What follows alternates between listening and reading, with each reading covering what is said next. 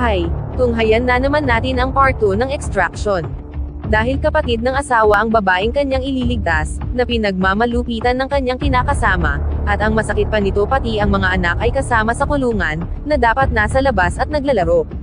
Kaya ang ating bida ay binayaran upang iligtas ang buong pamilya na kapatid ng kanyang asawa, at ilabas sa kulungan na ligtas.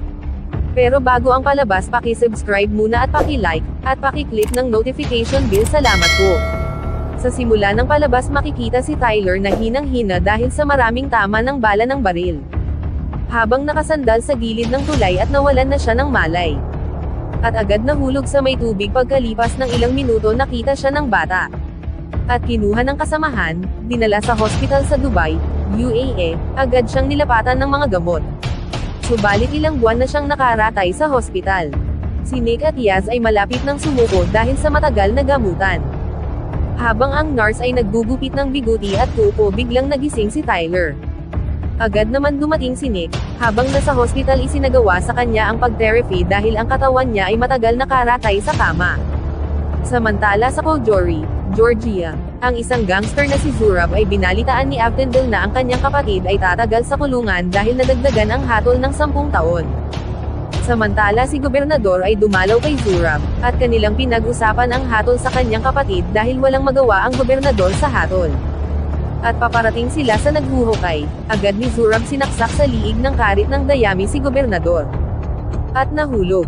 Ang mga bodyguard naman ay tinadtad ng bala ng tauhan ni Zurab. Samantala balik tayo kay Tyler dahil full recover na, agad ni Nick at Yaz nilabas.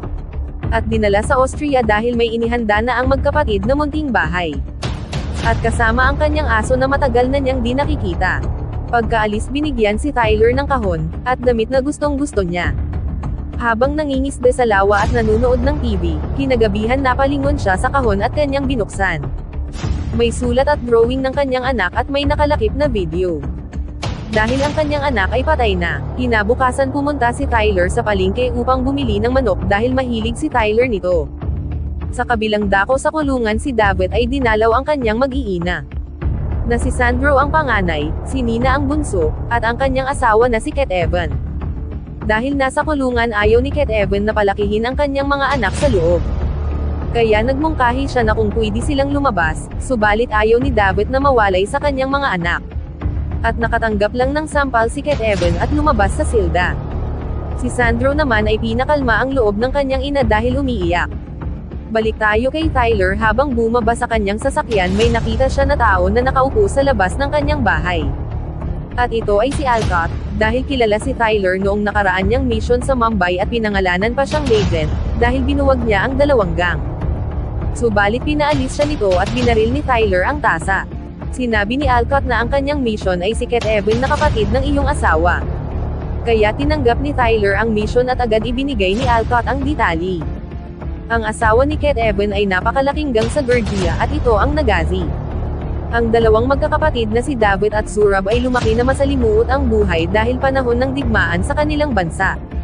Kaya natuto sila na pumatay at magnakaw noong kabataan pa nila. Agad tinawagan ni Tyler si Nick upang may makakatulong sa pagligtas ng mag-iina.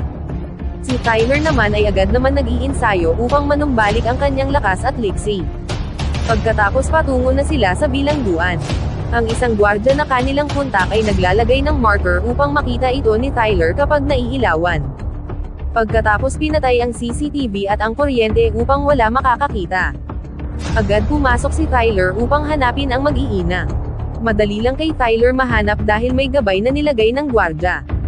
Pagkadating ni Tyler agad binihisan ni Ket Evan ang bunso at ginising si Sandro upang lumisan.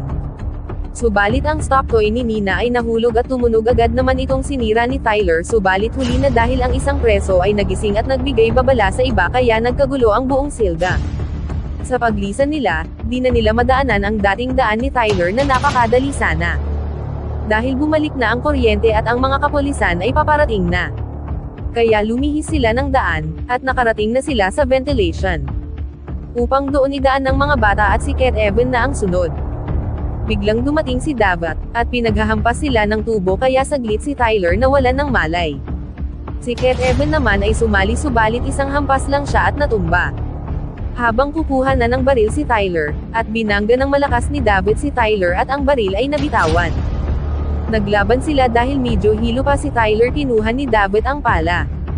At hinampas ito at naputol, sinaksak naman sa tagiliran ni Tyler. At idinikit sa pugon ang mukha ni David at binali ang daliri at sinaksak sa liig. Di pa nakontinto si Ket Evan, pinalo pa ng pala, patay.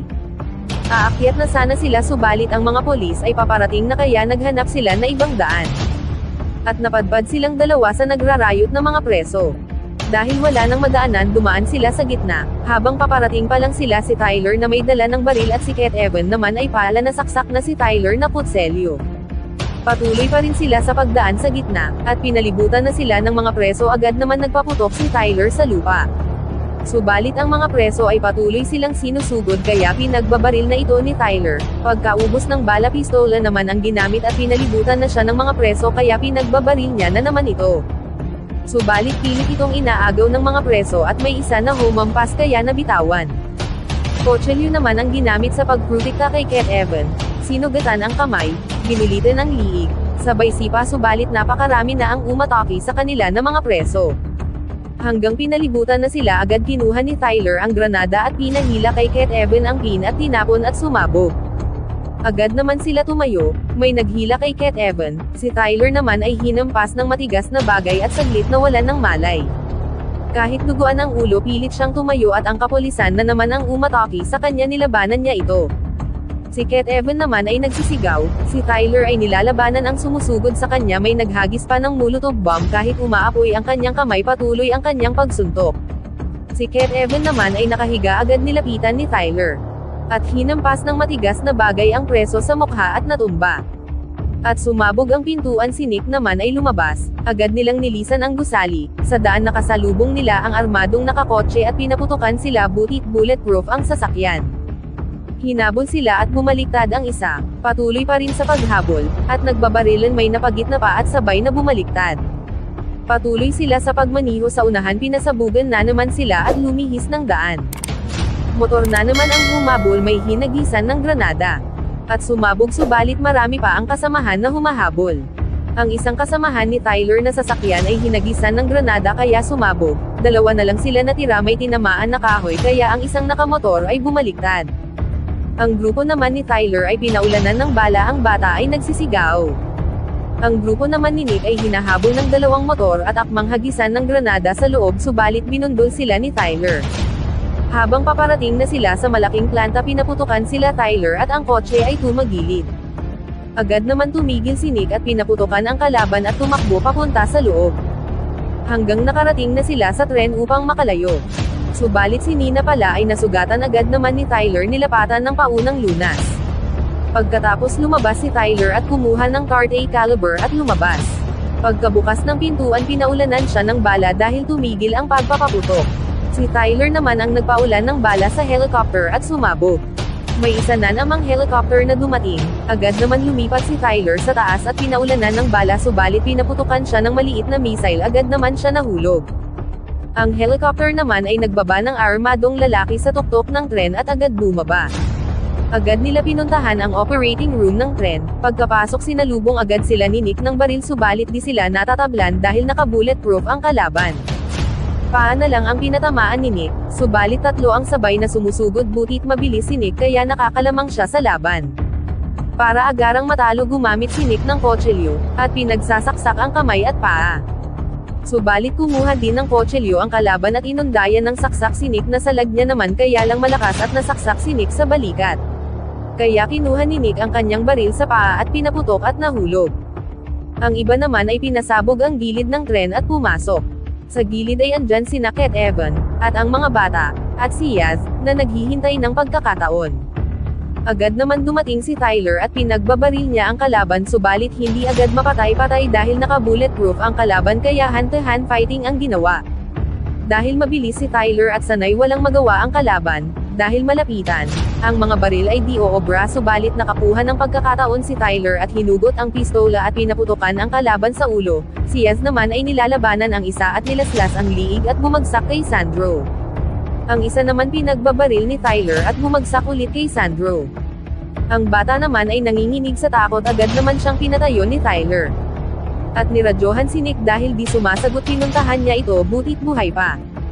May helicopter na naman na nagpaulan ng bala, agad naman sila nagtago, dahil tumigil sa pagpaputok umakyat si Tyler at pinaulanan niya ng automatic na baril at sumabog. Dahil dead end, at sira na ang tren at ayaw na mag-brake, pinuntahan nila ang mga bata at ginapos upang di ito titilapon. Puntahan naman natin sina Zurab. Nakarating na sa kanila ang balita na ang kanilang kapatiran na si David ay patay na. Samantala ang tren ay nag-aapoy at lahat sila ay nakaligtas. Habang papunta na sila sa pump booth, si Sandro naman ay hinahanap ang kanyang ama. Pinagalitan siya ng kanyang ina at sinabi na patay na at ang pumatay ay si Tyler. Agad naman sinugod ni Sandro si Tyler at pinagsusuntok.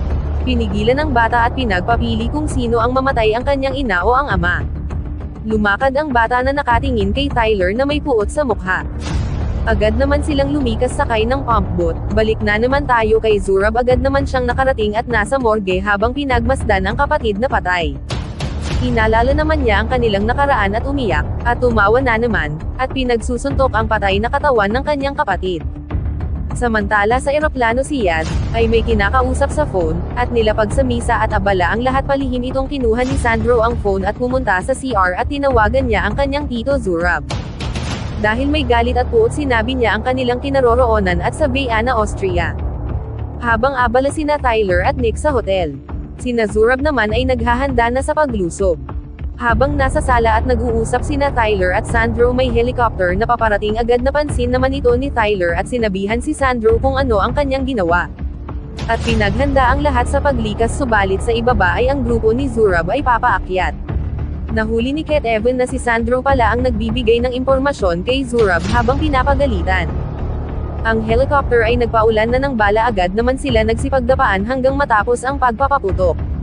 Agad silang lumisan pababa, sa garahian. Pagkadating sumakay agad sila sa kotse, subalit si Sandro ay lumabas at tumakbo papalayo. Hinahabol naman siya ni Yaz. Ang mga kapulisan naman ay paparating, subalit pinaulanan lang sila ng bala ng kalaban at patay. Patuloy naman si Yaz sa paghabol kay Sandro at nakarating sa labasan. Si Zurab naman ay dumating at pinapalapit si Sandro. Maya-maya dumating na si Nick, subalit tinira siya ng RPG at bumaliktad. Si Sandro naman ay tumakbo kay Zurab, si Yaz naman ay pinuntahan si Nick butit buhay pa. At nagpatuloy sila sa pagbarilan dahil marami ang kalaban. Umatras muna ang magkapatid. Samantala habang papalapit ang kalaban sa kotse ni Ket Evan, si Tyler naman ay nasa likod at pinagbabaril ang kalaban, subalit di sila tinatablan dahil naka-bulletproof. At nagsantukan sila. Ang isa naman ay napakagaling makipaglaban, di niya namalayan na hinila ni Tyler ang pin ng granada na nakakabit sa kanyang katawan at sumabog. Ang magkakapatid naman ay papaakyat sa gusali. Ang blockang force naman ni Zurab ay abala sa mga kapulisan. Ang magkakapatid ay nakalabas, si Tyler naman ay papalabas. Agad naman siya pinaputukan ng RPG. Lumabas si Tyler at pinagbabaril ang kalaban. May helicopter na naman na dumating, at ito ay polis, subalit tinira lang ni Zurab ng RPG at natamaan. Ang helicopter naman ay pabagsak kay Tyler. Nagmungkahi si Tyler na sa taas sila dadaan. Agad naman umakyat ang magkapatid. Si Tyler naman ay kinuha ang mag-ina at pumunta sa elevator at pumasok. Si Zurab naman ay nakasunod. Habang papasara ang pintuan, agad niya naman ito pinaputukan, at tuluyan na itong sumara. Pagkadating ng magkakapatid sa labas, agad bagsak ang isa. Pinabalik si Yaz upang kunin ang mag-iina. Si Nick naman ay nilalabanan ang kalaban na mag-isa. Si Tyler naman ay nagtapon ng smoke bomb at pinagbabaril ang makita. Si Yaz naman ay nasa hagdan at nilalabanan ang kalaban at nahulog. Balik tayo kay Nick. Kahit nabaril sa katawan ang kalaban, patuloy pa rin ang labanan, kaya kotselyo na ang kanyang ginamit at sinaksak sa paa. Binuhat naman siya at tinapon. Si Yaz naman nabaril niya ang isa sa ulo, subalit ang babae ay magaling. Si Tyler naman ay tatlo ang nilalabanan, may nadaganan ng dumbbell at pinagbabaril patay. Si Yaz naman ay nahulog at nakakuha ng baril, subalit nagpalitan sila ng putok at tinamaan sa ulo ang babae. Si Nick naman ay nahulog at nawalan ng malay at unti-unting dumodulas. Si Tyler naman ay paparating, subalit may hinarap na naman siya at agad niya itong tinapos at tumalon sa salamin at naglambitin. Sa kasamaang palad, si Zurab ay dumating at binaril ang kanyang kamay, kaya unti-unting bumibitaw si Tyler. Di namalayan ni Zurab na nagkamalay na si Nick at binaril ang salamin at nahulog si Zurab at naglambitin. Dahil naglalambitin, tinapon ni Tyler si Nick papasok at pinakuha ang mag-ina. Si Ket Evan naman ay nagtatago dahil may dumating na kalaban at pinagbabaril. Pagkaubos ng bala pala Cole naman ang kinuha, butit dumating na si Nick at pinagbabaril niya ito at tinamaan sa ulo, patay. Balik tayo kay Tyler, patuloy sila naglalaban sa labas ng gusali na napakataas. Hanggang inilabas ni Zurab ang kanyang kutsilyo, subalit ang salamin ay nabasag at tuluyan siyang nahulog at nawalan ng malay. Agad naman lumisan si Tyler, subalit si Zurab ay nagkamalay kaagad. Habang papunta na si Yaz sa helicopter, nasa likod na si Zurab at binaril si Yaz, napasandal. At nakarating na si Tyler, agad niya itong tinulungan sumakay sa helicopter. Si Zurab naman ay pinalitan ang kanyang magazine, at tuluyan na sila Tyler lumipad. Si Zurab naman ay pinaputukan niya ang helicopter at ito ay nakalayo. Subalit si Yaz ay malubha ang tama at namatay. Ang kapatiran naman ni Zurab ay pasimple lang na umalis sa pinangyarihan. Ang grupo naman ni Tyler ay diretso sa kanyang bahay. At si Nick naman ay nilinisan niya ang patay na katawan ng kanyang kapatid na umiiyak at dinamayan siya ni Tyler. Habang nasa labas at nagpapainit si Tyler, may dumating na sasakyan.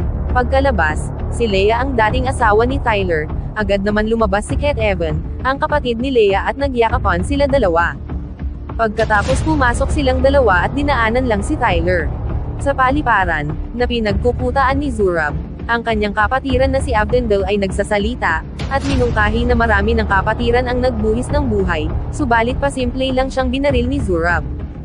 Si Sandro naman ay nagulat at naguguluhan. Balik tayo sa bahay ni Tyler, nilapitan siya ng kanyang asawa, agad naman nagsuri si Tyler. Subalit paulit-ulit na tinatanong ni Leah bakit di siya nanatili sa bahay at alagaan ang bata. Dahil wala siyang masagot, nanatili na lang siyang nanahimik. At tumunog ang phone ni Tyler. Sa kabilang linya ay si Zurab. Dahil gustong mapatay si Tyler, binigay niya ang address. Si Tyler naman ay gusto makuha ang bata, at kinuha ang kailangan na armas at lumakad. Si Nick naman ay pinigilan si Tyler, subalit buo na ang desisyon ni Tyler at lumakad. Habang gumagawa ng bombo si Zurab, si Sandro naman ay nakatingin. At dumating na si Tyler, agad niya pinaputukan ang perimeter. At sumalakay ang eroplano naman ay pinaputukan niya ng 3 bisis at sinunod ang kotse upang walang makatakas. Natulala na lang si Zurab sa nasaksihan, at smoke bomb naman ang pinapaputok sa loob. Si Zurab naman ay dali-daling tumakbo at dumaan sa likod. Subalit noon din dumaan si Tyler at inobos niya ang grenade launcher sa kalaban. Nakatakbo pala at nagpatuloy sila sa labanan at nagbarilan. Si Tyler ay natamaan sa tiyan, ang kalaban naman ay sa ulo, patay. Si Zurab naman ay patuloy na naglalakad patungo sa simbahan. Si Tyler naman ay nakasunod at dumating na sa may altar. Si Zurab naman ay naghihintay. Si Sandro naman ay nakakabit na ang bomba sa katawan. Subalit di niya mabaril dahil ang remote ay nasa kay Zurab.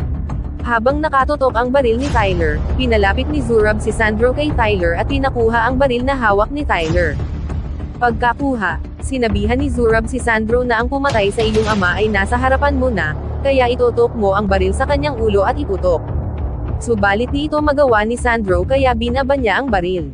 Nang akmang babarilin na si Tyler, agad naman dumating si Nick. Dahil ayaw madamay ang bata, pinababa ni Tyler ang baril ni Nick. Sa hudyat ni Tyler kay Sandro, agad kinuha ang remote at tumakbo. Si Nick naman ay nakikipagbarilan kay Zurab, at si Tyler naman sinunggaban si Zurab at naglaban silang dalawa. At kahit hinang-hina, patuloy pa rin sila sa labanan. Hanggang pagapang na sinasaksak si Zurab ni Tyler at pinatihaya, agad na ibinaon ang matulis na bakal sa dibdib. At kahit wala nang magawa, patuloy pa rin siyang nagsasalita, kaya binaril ni Tyler sa ulo, patay. Agad siyang tumayo at nilapitan si Nick at Sandro. Ang kapulisan naman ay dumating na. Sa hospital si Nick ay nakaratay, subalit ang kanyang kamay ay nakaposas. Si Tyler naman ay dinala sa Graz Carlau Prison, at kinausap niya ang kanyang asawa. Sinabi ni Leah na si Ket Evan at ang kanyang mga anak ay binigyan ng proteksyon kapalit ng impormasyon. Dagdag pa ni Leah, ang kanyang anak ay mahal na mahal siya nito. Si Tyler naman ay napaiyak dahil mahal niya rin ito, at bumalik na siya sa kanyang silda, subalit inilabas siya sa kulungan at pinasakay siya sa kotse. Si Alcott naman ay naghihintay at nag-usap silang dalawa, at may inalok na naman si Alcott na trabaho kapalit ng kalayaan, subalit ayaw ni Tyler dahil di niya makakasama si Nick. Maya-maya may dumating na sasakyan at bumaba si Nick, at naglakad si Alcott. Tapos na po.